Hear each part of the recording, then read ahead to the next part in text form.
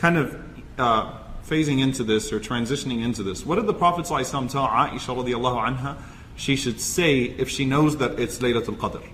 What is the dua that we should make? This is as practical as it gets. We all should memorize it. Allahumma innaka afuwun tuhibbul afwa fa'fu anni.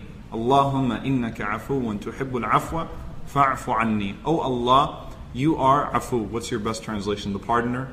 I know it's a terrible translation, but you're the one who loves to forgive, loves to overlook. You come up with a translation, inshallah, let me know.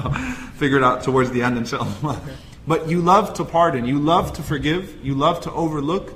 So forgive me and pardon me and overlook my faults. Now, the reason why this is so significant is because this is showing us what? That we should have, more than anything else in the last 10 nights, we should have husn al-dhan in Allah subhanahu wa ta'ala. We should assume well of Allah subhanahu wa ta'ala. Ana 'inda dhanni 'abdi bi, and what my servant expects of me. So the best thing that you could do in the last 10 nights, first and foremost, just to set up that entire discussion, is make sure that you're thinking well of Allah subhanahu wa ta'ala. Make sure that you go into those 10 nights thinking, I will catch Laylatul Qadr inshallah. Allah subhanahu wa ta'ala will forgive me, because Allah is a forgiving and a merciful God, and Allah subhanahu wa ta'ala loves to forgive. Make sure you go in there optimistic. Don't go in there pessimistic, like, well, I've got this and I've got this going on and that going on, and I might not catch it, and I don't know how this is going to work out. That's the first thing. Number two, as far as, what are the ibadat to do in Laylatul Qadr? The ulama, what they tell us, the scholars tell us, is that this is the month of Qur'an. And what we see from the Prophet ﷺ is that the Prophet ﷺ reduced the number of rak'ahs and he increased the length of the recitation. So more than anything else, qira'atul Qur'an, reciting the Qur'an, if you can, bitadabbur, with tafakkur, with contemplation and reflection. Recite in your nafilah, recite in your voluntary prayers. Try as much as you can to force yourself to lengthen your rak'ahs a little bit more in the last 10 nights. Number three, what do? People started on different nights.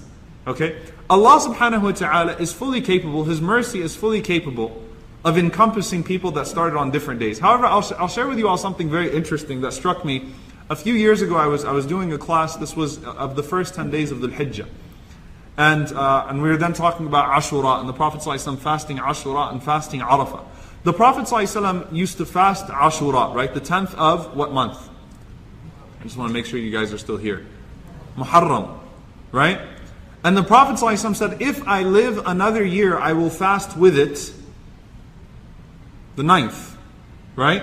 Tasu'a, the 9th. Now obviously the main reason that the Prophet ﷺ gave was to be different from the Jews in Medina, to have our own unique, to add a day of fasting.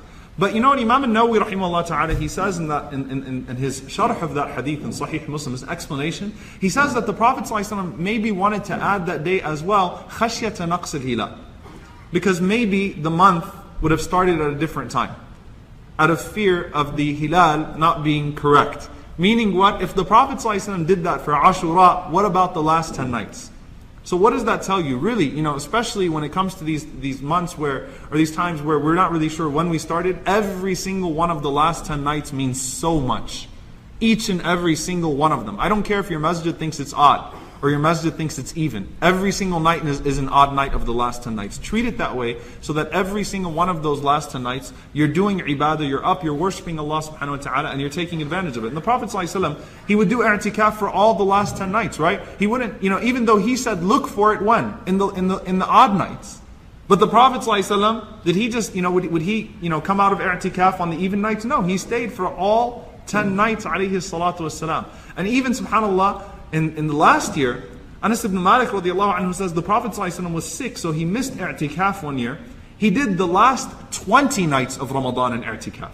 The last 20 days and nights. So what does that show you? What is our traditional Ramadan slump? The Prophet ﷺ was already in i'tikaf. Right? SubhanAllah, it shows you how he treated the whole month, alayhi salatu wasalam, how the entire month was sacred to the Prophet ﷺ. Now, let's get to the discussion of dua. Now, as far as the signs, look, every single day, I'm telling you, here's what's going to happen. Every single day, someone's going to post a picture of the sun, say, last night was Laylatul Qadr. Right? And you're going to go, man, I missed it. So you're not going to have the same energy and enthusiasm for the rest of the nights. Don't even bother yourself with that. When the Prophet ﷺ gave the signs, and we don't have time to go through them, of Laylatul Qadr, he gave it to a people that wouldn't relax, that wouldn't rest if they saw all of the signs. They would still act every single night as if that was Laylatul Qadr, right?